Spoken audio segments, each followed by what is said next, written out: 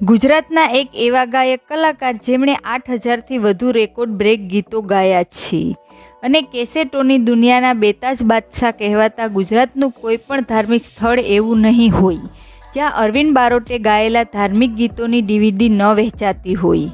જી હા મિત્રો, જ્યારે હિતેન કુમાર પર ફિલ્માવાયું કોઈ ગીત આપણે સાંભળતા ત્યારે એવું લાગતું જાણે હિતેન કુમાર ખુદ ગાવી રહ્યો છે। કહેવાનો મતલબ એ છે કે તેઓ હિતેન કુમારનો અવાજ બની ગયા હતા। આવા મહાન કલાકારને લોકો આજે વિસરી ગયા હોય એવું લાગે છે। મિત્રો, અમે વાત કરી રહ્યા છીએ ગુજરાતના પાર્શ્વગાયક, ગીતકાર અને સંગીતકાર અરવિંદ બારોટ વિશે। એક સમયે આ કલાકારનું એટલું માન હતું કે મોટા મોટા કલાકારો પણ તેમને ગુરુ માનતા, શીશ ઝુકાવતા। પરંતુ આજે આ કલાકાર ક્યાં છે, શું કરે છે, કેટલાક લોકો નથી જાણતા। મિત્રો, તમે પણ અરવિંદ બારોટને સૌથી મહાન કલાકાર માનો છો ને? તો ધ્યાનથી આ વિડીયો અંત સુધી જરૂર જુઓ। શરૂઆત કરીએ તે પહેલાં એક લાઈક જરૂર કરજો।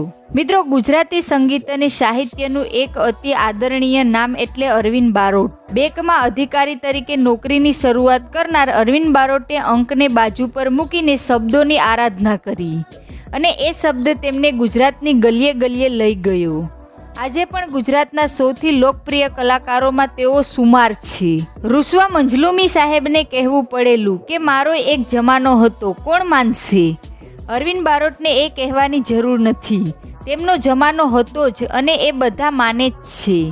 આજે પણ તેઓ ગુજરાતી સંગીતમાં સરટોચ પર બિરાજમાન કલાકાર છે।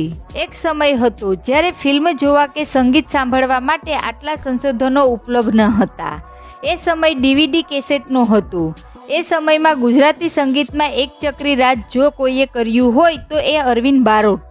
ગુજરાતનું કોઈ પણ ધાર્મિક સ્થળ એવું નહીં હોય જ્યાં અરવિંદ બારોટે ગાયેલા ધાર્મિક ગીતોની ડીવીડી ન વહેંચાતી હોય। લોકગીત, ફિલ્મી ગીત, ડાયરા, ભજન, માતાજીના ગરબા, ડાકલા, સાહિત્ય રચનાઓ, દેશી ઓઠા, લગ્ન ગીતો વગેરે સંગીતના અનેક સ્વરૂપમાં સતત સાત્વિકતા પ્રદાન કરનાર અરવિંદ બારોટ લોક સાહિત્યના સંશોધક પણ છે।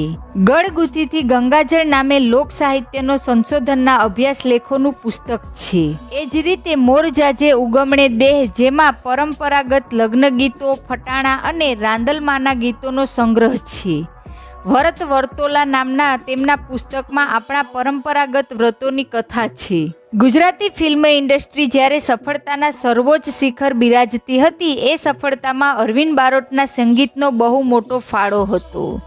જો એક જ નામ આપવું હોય તો દેશરે જોયા દાદા પરદેશ જોયા।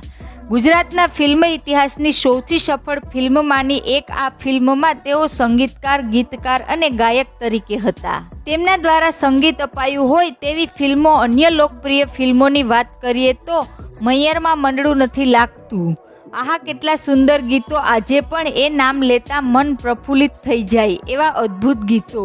આ સિવાય તારો મલક મારે જોવો છે, ગામમાં પિયરિયું ગામમાં સાસરિયું, દીકરીનો માંડવો પાલવડે બાંધી પ્રીત, એકવાર મારા મલકમાં આવજો અને હજુ હમણાં આવેલી ફિલ્મ કસુંબો તેમના ગીતો દ્વારા ઓર માણવા લાયક બની છે। મિત્રો, અરવિંદ બારોટ ભજન, ધાર્મિક અને ગરબા ગીતો અને અન્ય લોક શૈલીઓમાં પણ નિષ્ણાત છે।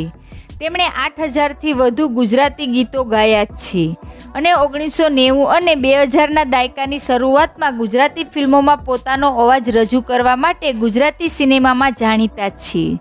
લોકસંગીત અને લોક સાહિત્યના વિધાન એવા અરવિંદ બારોટે લોકગીતોમાં માણા રાજ શબ્દોનો અર્થ શું થાય એના વિશે એમના પુસ્તક ગળગુથીની ગંગાજળમાં સરસ અભ્યાસ લેખન લખ્યો છે। એમાંથી જાણીએ કે માણા રાજ શબ્દ કેમ લોકગીતોમાં જોવા મળે છે। માણા રાજ લગ્ન ગીતોનો નમણો રણકો। મિત્રો, માણા રાજ એક સંબોધન છે, ગીતના લયની પૂર્તિ માટે પણ ગવાય છે। નિશ્ચિત અર્થ ન કરી શકાય, પણ માણા માણા એટલે માન, માણા રાજ એટલે માનેતું માણસ, વાહલું માણસ, માનવતું માણસ, માણા રાજ એટલે મારા રાજ એવો પણ અર્થ બેસે।